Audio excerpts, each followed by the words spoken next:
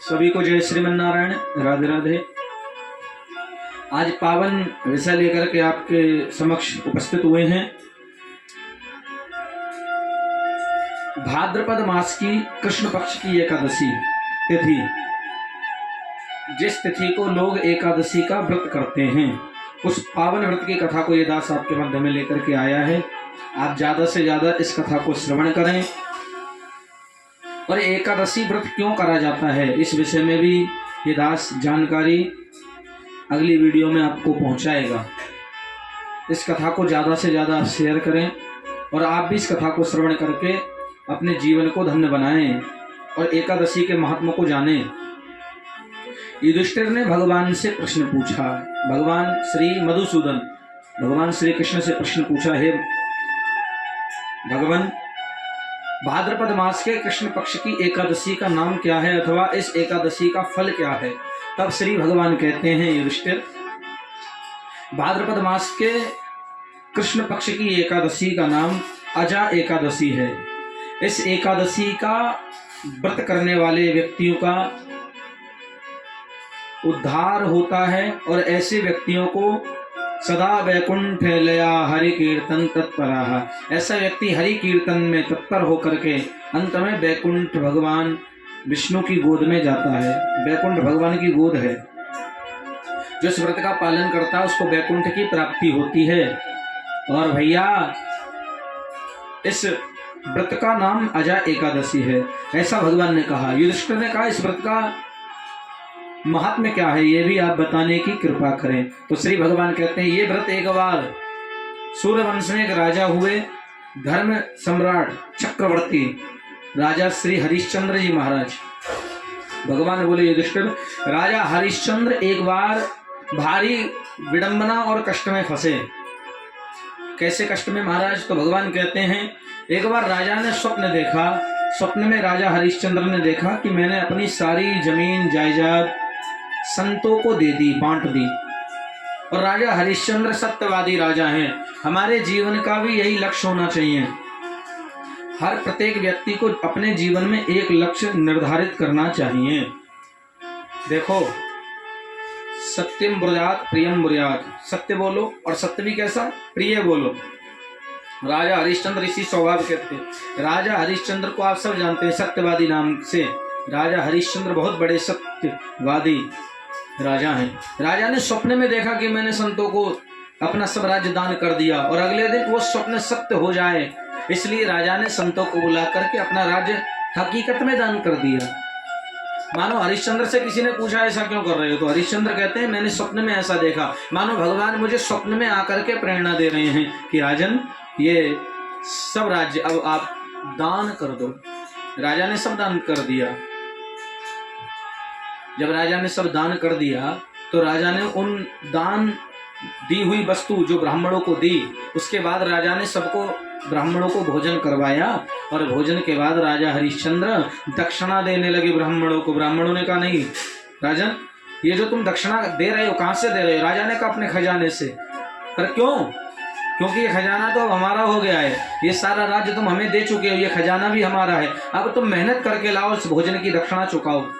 तब राजा हरिश्चंद्र ने बाजार में खड़े होकर के अपनी पत्नी, अपने बेटा को और अपने आप को बेच दिया। अपने आप को एक चांडाल के हाथ में बेच दिया। उस चांडाल का काम क्या था? शमशान में रह करके, शमशान में कोई चिता जलाने आता, उससे कर वसूल का उस चांडाल का काम था। पर उस जगह उसने हरिश्चंद्र को खड़ा कर दिया। हरिश्चंद्र भारी विडंबना कष्ट में रह रहे हैं, समझ नहीं आता क्या करें। कैसा जीवन में परिवर्तन हो गया। तब राजा हरिश्चंद्र गौतम ऋषि के चरणों में प्रणाम करके पूछा, गौतम ऋषि के पास जाकर के प्रणाम करके पूछा, महाराज, मेरे जीवन में ये विपत्तियों का पहाड़ टूट पड़ा है, इसका क्या उपाय है? कृपा करके आप मुझसे कहो, किस प्रकार इस शोक के समुद्र से मैं बाहर निकलूं? आप ही नाव के रूप में मुझे सहारा दो।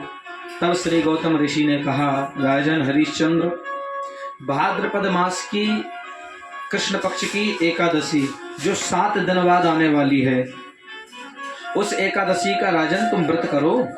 और उस व्रत को करने से तुम्हारे जीवन के सारे पापों का विनाश हो जाएगा, भगवान की कृपा हो जाएगी और तुम पुनः राजगद्दी पे प्रतिष्ठित हो जाओगे। ये बात सुनकर के राजा ने, जो 7 दिन बाद एकादशी आई, उस अजा एकादशी का राजा ने व्रत किया। और व्रत कैसा किया? रात्रि भर राजा ने जग करके भगवान का भजन किया, दिन भर भजन किया, भूख प्यास त्याग करके राजा भगवान की शरणागति पा रहा है। देखो, व्रत का यही उद्देश्य मतलब होना चाहिए।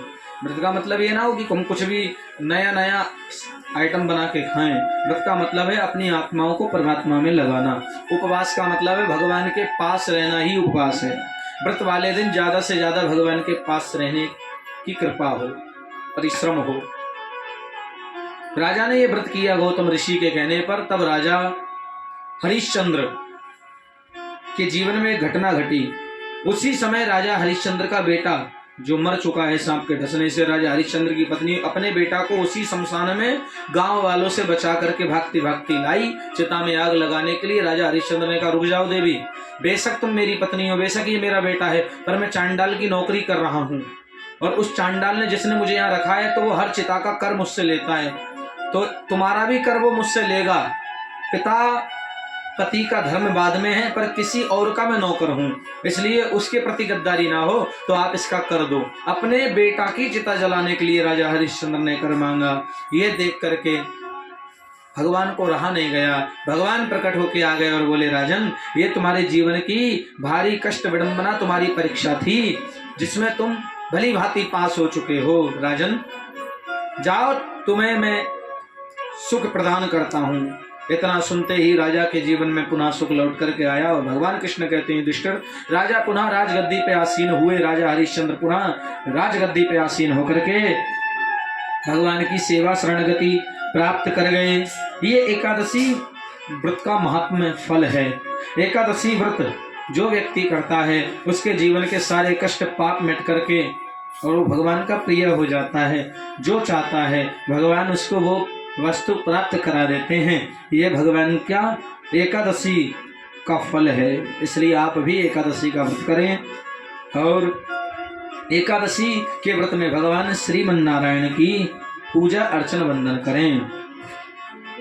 आप सबको इस दास ने ये पावन कथा इस वीडियो के माध्यम से सुनाई। अब अगली वीडियो में भाद्रपद मास के शुक्ल पक्ष की एकादशी की कथा ये दास आपको सुनाएगा। हमारे चैनल को आप सब्सक्राइब कर लें, जिससे आने वाली हर वीडियो सबसे पहले आप तक पहुंचे और आप उस वीडियो का लाभ उठा पाएं और अन्य लोगों पे भी शेयर करें ज़्यादा से ज़्यादा, क्योंकि जो व्रत करते हैं एकादशी का उनको भी ये वीडियो श्रवण करने को मिले और सबको इसका फल प्राप्त हो। जय श्रीमन नारायण। राधे राधे।